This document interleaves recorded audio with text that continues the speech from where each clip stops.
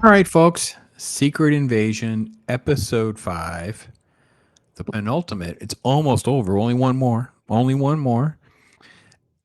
I liken the show to cream of wheat, and every now and again there's some fruit in it, and you just kind of keep eating this bland, generic, whatever food, and it's like, oh, I got a piece of strawberry, isn't it great? I guess I'll have some more cream of wheat, and it's like, well, see, this is exactly what happened with Andor. Like, you had to get through, you have to go through multiple episodes to get one decent episode.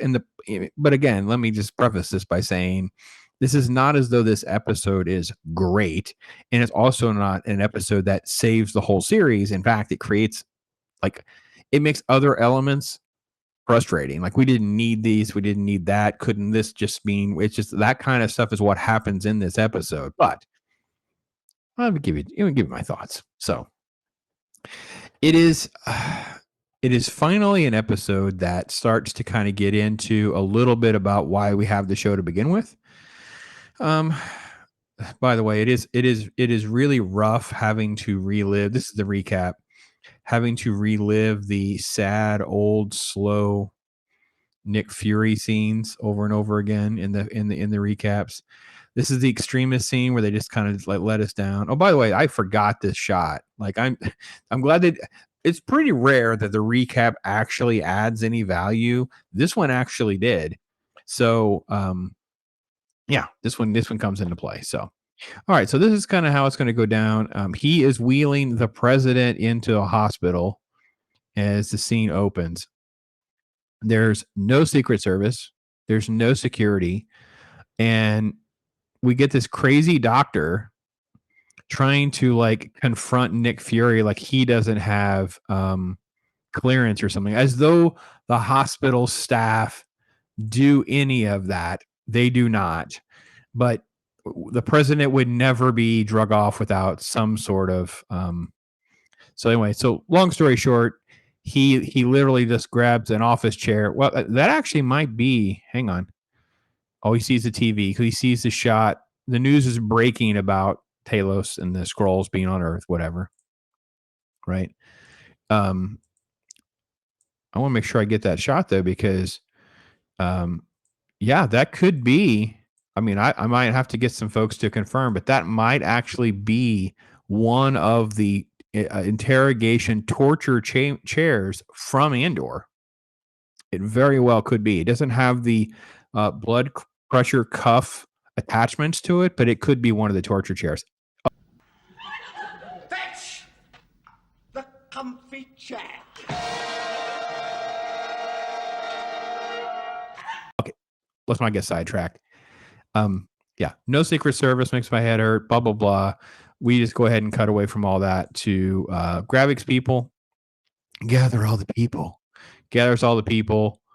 There's a quick phone call with Gravik and Rhodey, who talks out of both sides of his mouth because, of course, this Rhodey is a Skrull. We don't know where the real Rhodey is. We assume he's got the little mind trap thing that's in the back room in one of the other episodes. And then there's this like phony baloney, weird nonsense back and forth on power. And this was all just very clunky, right? It's like Rhodey finally shows up with all of these people who should have been with the president all along. And there's also this like since you can't prove this shot, so this since you can't prove I'm a Skrull attitude, which is debunked in a few minutes. And I will be honest, I don't.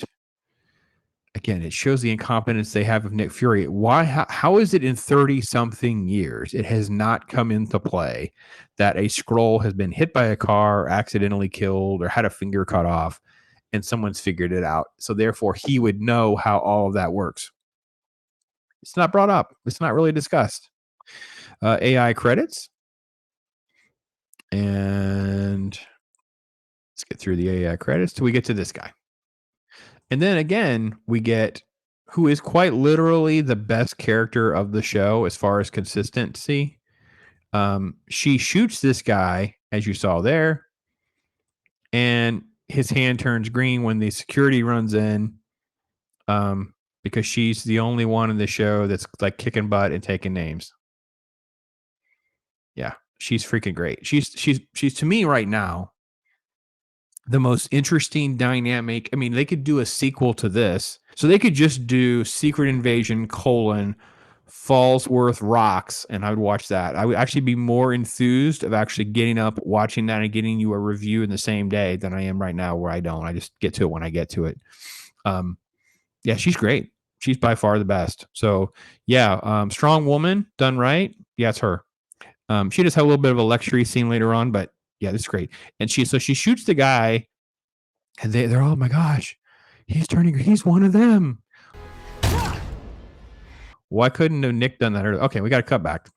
Here's all the rebel aliens they've gathered around, and suddenly they attack Gravik, who he goes out of control on them. It's fight scene. By the way, their solution is not to use a gun, is to put a plastic bag over his head. Now, I don't want to be drawing the comparisons here, but I just sat through Cocaine Shark recently. Plastic bag over the head seems to be a pattern. What are they gonna? What if they're gonna? What there's no knife, there's no gun, there's no like it's just dilly dally stuff around.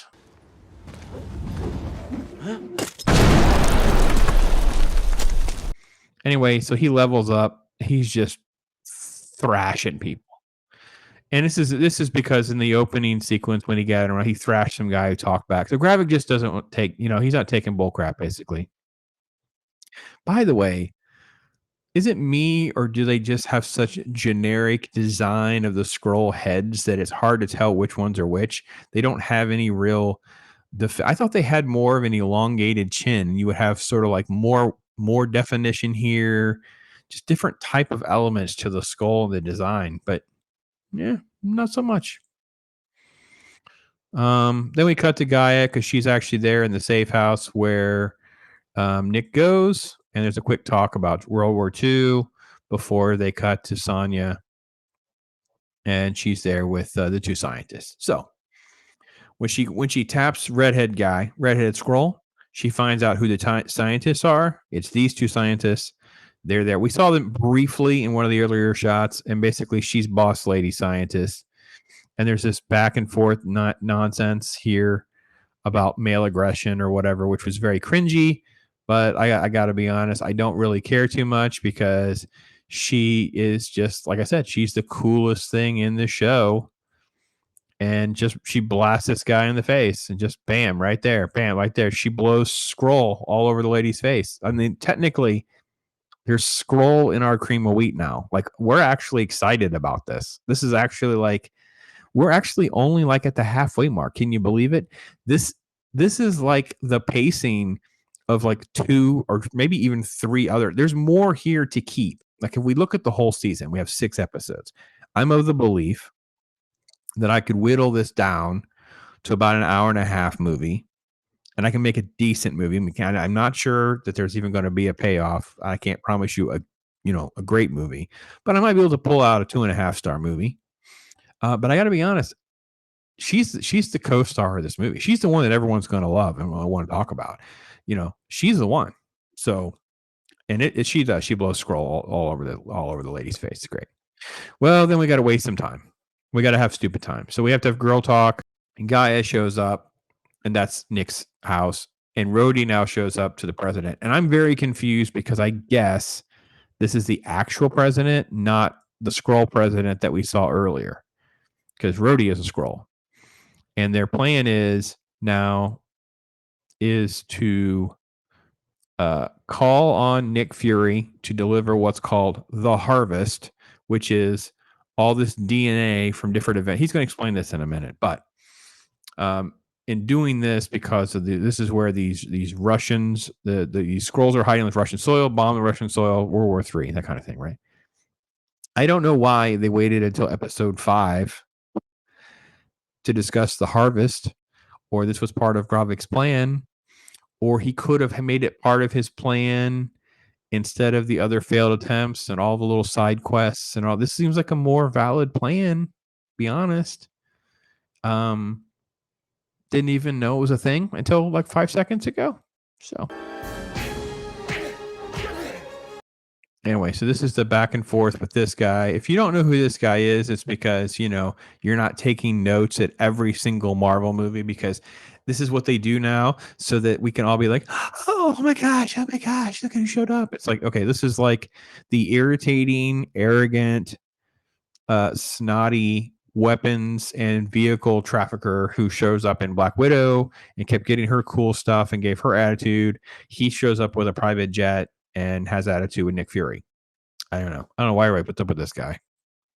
Usually, if you got that much attitude, it's because someone is protecting you. I don't know who that is. And then you end up with this scene.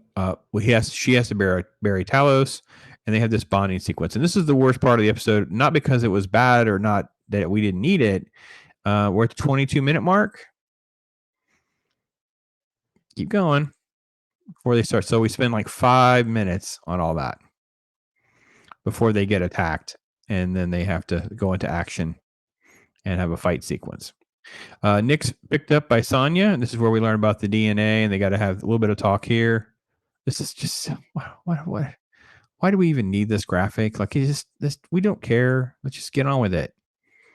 Then it's like, this is wasted time to go to one of his quote multiple grave headstones, where he basically has he blows on it. That's new tech, by the way, and then it opens up and gives him the DNA for the Avengers. But let me go back, because we quickly have this sequence of them fighting. They're just amazing girls, just mowing down really bad Skrull rebels. So these female Skrulls, I guess the same as the human, like the MCU is the MC Skrull U too, because they can mow you down too. So, and I want to say that I am being like curt with a lot of these remarks, but at the end of the day, this is still the best episode. And if we partner it with the last 10 minutes of the last episode, we're on a pretty good run, and I'll take it. It's all I got to work with, people. It's all I got to work with.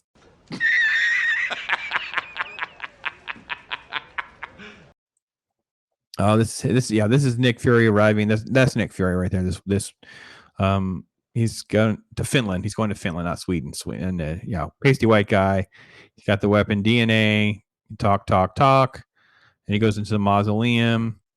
And this is where we get into all these scenes. So he systematically opens. First off, why does each box only have one thing? Why doesn't the jacket, the eye patch, and the gun all fit into one? And all you pull out is some little pistol. You don't no offense, dude. You're going to fight a whole army of Skrulls. I think you might need a couple of grenade launchers and maybe a communication to someone else that really matters. And you kind of talk to someone, but I don't know. And there's this line about special guest star Kobe Smulders. When did that happen? Did I miss it? I saw this at the end, and I was like, what? Is it just in here and I just didn't hear it, her voice? Because that was what I was expecting at the safe house. That was her going to be there. Yeah, this is what I expect. He just says, let's finish this. And I don't hear her voice, though.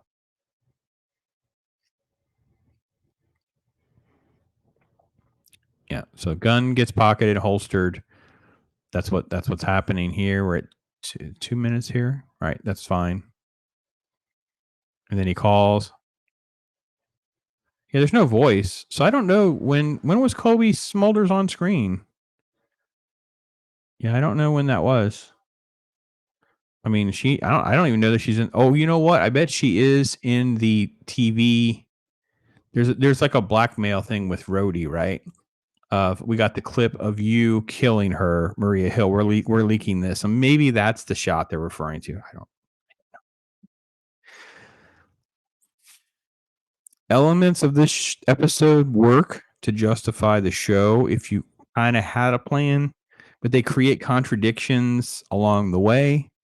We wasted I don't know how much time in 4 previous episodes with what really could be we could start with this story and then reverse engineer what we needed to keep. Like, we needed to keep the last 10 minutes of the attack on the president and the death of Talos. So then we would need to keep a little bit of the tension with Talos and Nick Fury, and some of the information and Nick Fury arriving and some of that. So there is a path here of what we would need to keep a little bit, but we didn't need all of this. We didn't, and we don't. And we're looking forward to a finale. Listen, I watch it so you don't have to. It makes my head hurt. I will be perfectly honest. So with that, I'll give you one landmine for the road. Take care, everybody. I am Pops.